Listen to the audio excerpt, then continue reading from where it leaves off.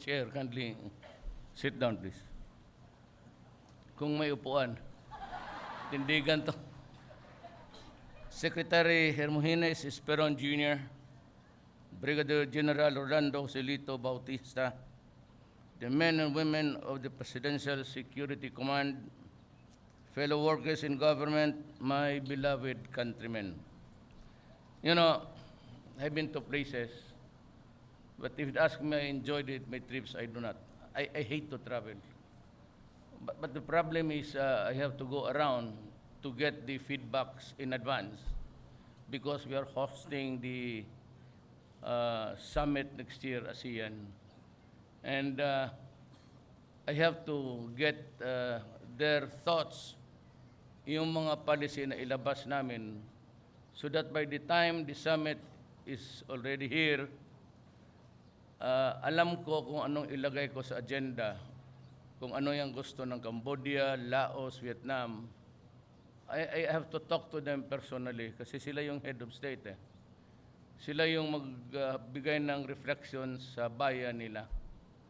And that is why I have to travel so many days in the past few months kasi kailangan kong kunin ang, plus of course, yung mga trade from Singapore and China.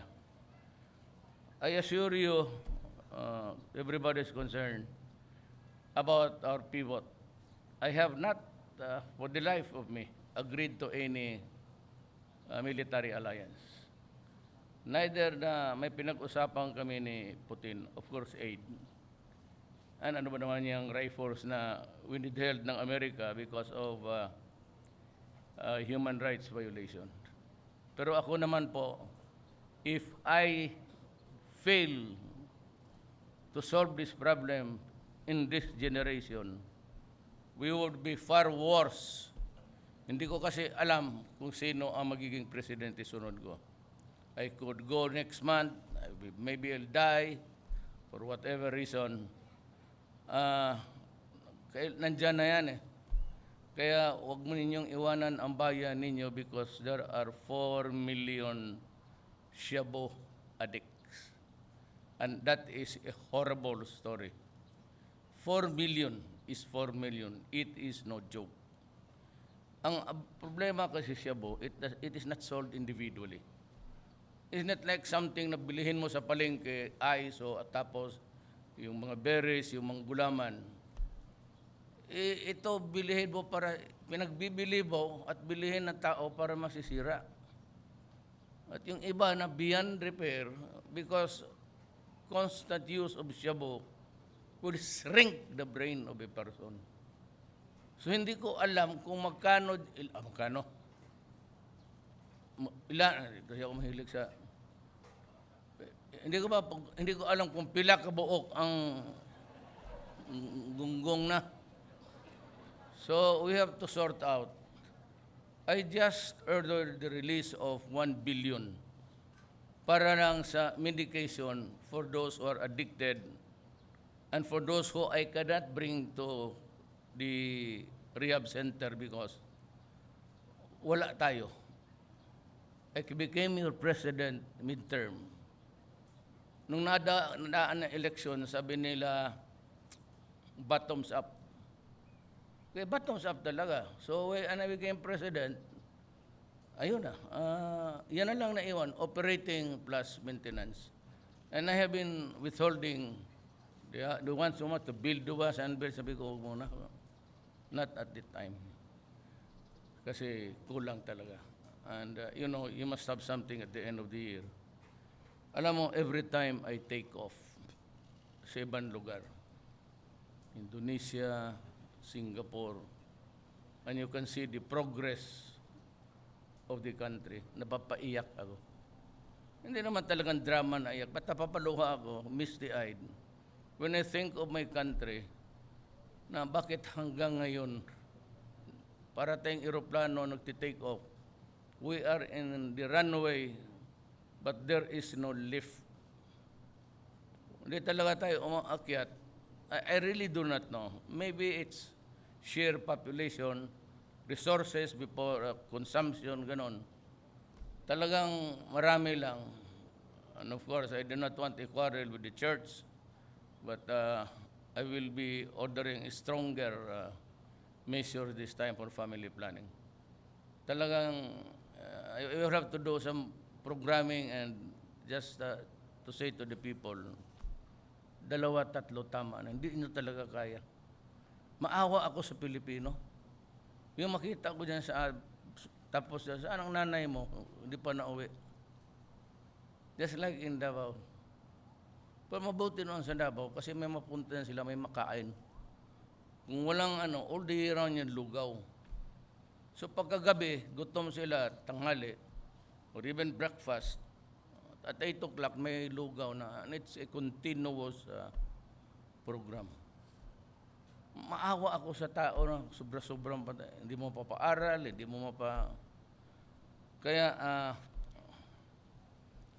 as I have promised, I will work on this year, and it will be this year, na lahat ng edukasyon ng sundalo, pati pulis, mga anak, libre na, gobyerno ang magbayad. Alam ko kung gaano kahirap ang... You must remember that my father was the first military governor ng Danao City, yung sa Cebu, his hometown. He was a Jago. Jago ang tatay ko. Siya yung pag-alis ng tapos ang gera, siya yung pinaka-first mayor on appointed. So yan ang kaya ko alam ko nga punta namin sa Davao. Talagang mahirap ang buhay namin. Believe me, I know how it feels to be there. So much for the sentimentalities. Ako. You are really guarding the office of the president, not me. Kasi ang tao may kanya-kanyang You might be able to save me today, tomorrow, the imponderables of life. Wala akong ilusyon dyan sa gaano ako katagal. Basta kung hanggang laan lang, tapos. So, but you guard the institutions because that keeps our republic from going up. Pero kailangan tayo magdisiplina talaga.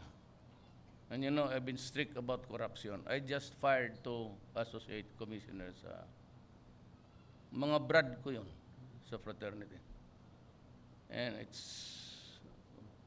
sabi ko, wala tayong magawa, sinabi ko sa inyo. And I just fired yung ARC. Oh, how can I trust you hearing cases kung magkano ang bayaran natin itong electricity na to kung ako nagdududa dito na mambili kayo? Saan pupunta yung tao? I'm not saying but yung tama-tama lang sana na hindi tayo magduda na pinagbibili tayo. Yan, talaga ako basta magkamali sa alis ka. I do not care kung magpunta ka ng korte kung saan. Basta umalis ka sa gobyerno. And that goes for everybody. Mga anak ko, pinangaran ko, sabi ko, kausapin mo. Wag na wag kayong pumayag sa mga anak ko, mga relative ko. Pagka naggamit ng pangalan ko, may racket yan. Hindi yan pupunta sa inyo makiusap na if it is above board, bakit ka pa magkikiusap-usap ng tao? Hindi pa nangyari pa sinabi ko, wag na wag. Kasi ang sabi ko sa pamilya ko ganito, and I will stand by my word. Pagka ang pamilya ko, mga anak ko nasa kurakot, I will resign immediately. Wala akong, tapos na ako, nakapag-on na ako. So 16th president for a few months, fine. Yan ang swerte ko. Basta may anak ako o mga pamangkin ko na nandyan sa influence peddling, kasi ganito, pagmangkin, anak. Pagka nalaman ko yan, I will resign immediately. Walang drama, wala lahat. I mean, ito ang, huwag kayong do not be offended. Sabihin ninyo na, maligaya ka ba sa pagka-presidente ko? Ang sagot ko siya ganito, hindi ko kailangan. Hindi ba nang magsabi malungkot? Itong bagay na itong position ko, hindi ko kailangan sa buhay ko at this time of my life. I am 72. I've been mayor for 23 years.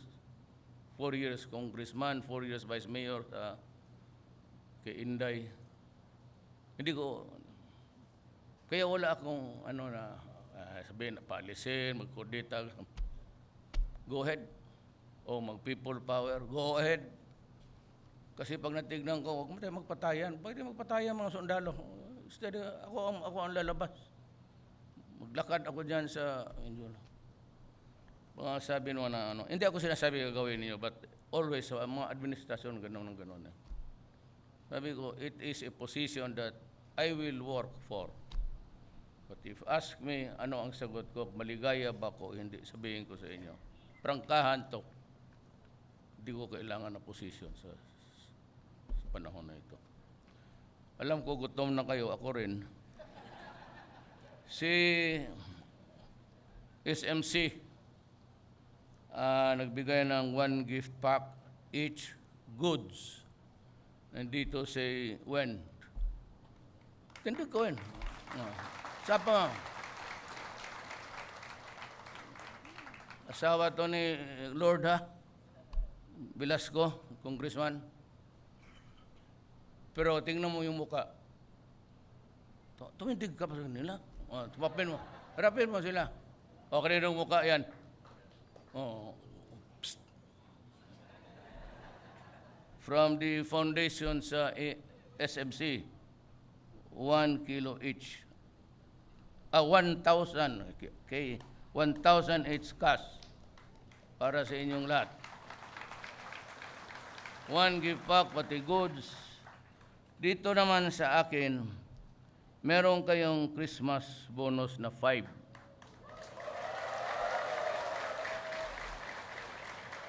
Meron kayong combat pay.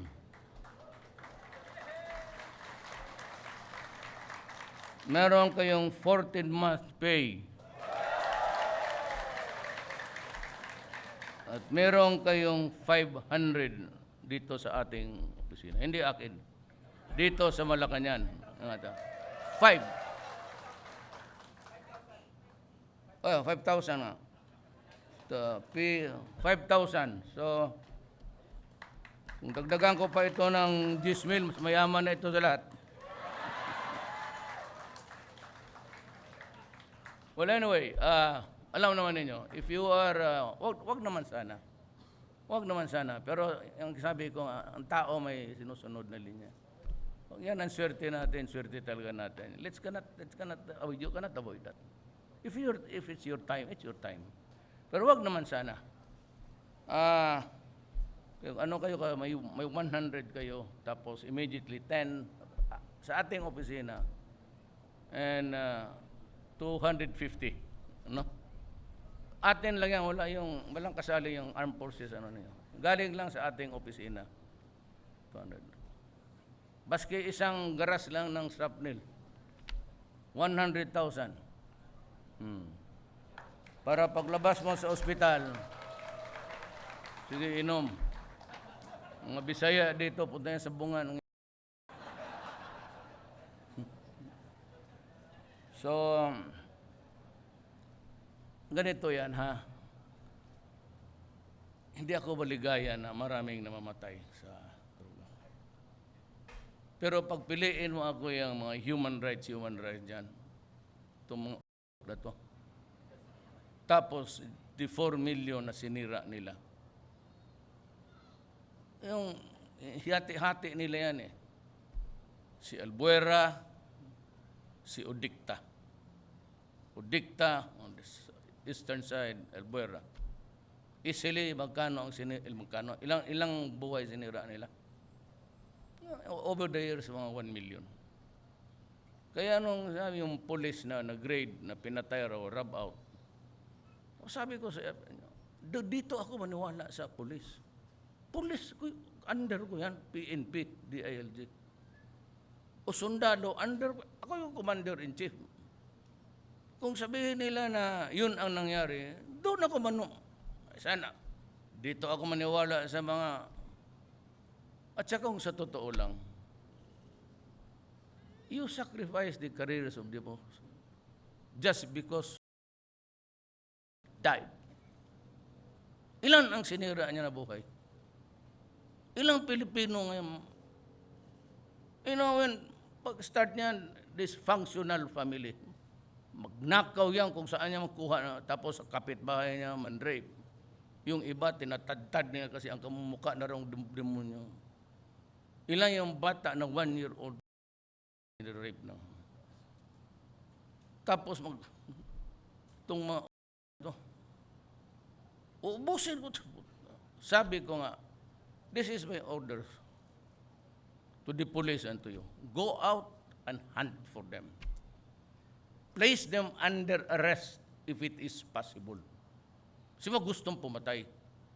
Pero pag lubaban, and you feel na ang buhay mo ang nakataya na, edi patayin mo eh. About 1/3 of that, ganun ang nangyari. Yung mga 2/3, yun yung kanila-kanila. Remember, I said I fired 7 generals. Anong tayo pang may kasalanan ngayon? Anong kasalanan ng Pilipino? Bakit nila ginaganon tayo? What crime itong mga bata na nagawa ba tatay na bakit ninyo ginaganon ang mga anak namin? Kaya ako talagang mainit masyado niyan. Walang kasalanan ang mga anak natin. Wala naman tong kasalanan kay Odekta pati kay Albuero, mayor naman. Bakit mo ganunin ang Pilipino? Bakit mo sirain ang buhay ko? Sino magbahog sa akin ng lugaw pagkanda mo? Bakit mayaman ba tayo? You have some towards retirement waiting for you? Saan mo punta? Sino magbili ng medisina mo, oxygen mo, living mo? Mga anak mo, gawin mo yung saan ako pupunta? Ako mahirap. Kaya, pupuntahin mo yung raportor, sabi ko, gusto niya conference. Yung one-on-one. Make it public. Sige, sabihin mo kung saan mo kinuha yung basura mo. Sabihin ko sa kanya ang sentimento ko. Patayin mo ako. Sige, go ahead. Pakulong ninyo ako, go ahead. Ito, makinig ka sa istorya ko. Sagutin ninyo itong 4 million na yan lang. Galit talaga ako kasi wala akong kasalanan, walang kasalanan ang Pilipinas sa iyo. Bakit binababoy ang mga tao? Kaya ganun. Sige lang, makinig lang kayo. Total may 5,000 available. Basta ganito. Sundin lang ninyo ang order ko na yan to a T. Exactly. Pero pag nagbarilan ako, hindi na ako makinig o paano. Basta sinabi mo na, yun ang order mo, sir. Because I am ordering you to destroy the apparatus. That includes the structure, mga building, mga factory ng Cebu, pati yung taong nandyan. Ang Cebu, hindi mo ma-distribute yan ng kanya-kanya. Hindi nga nabibili sa yan eh.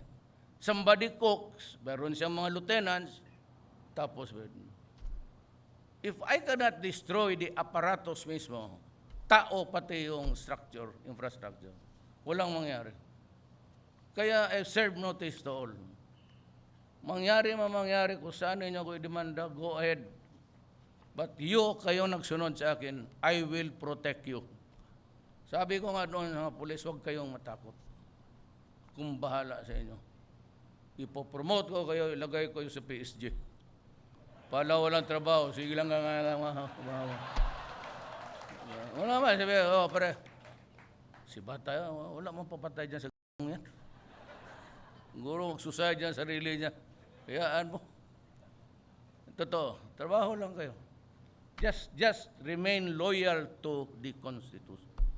Do not be loyal to me. If I have committed a grave error, you can do what you want. But preserve the presidency, pati yung because it is needed by our country. Maraming salamat po.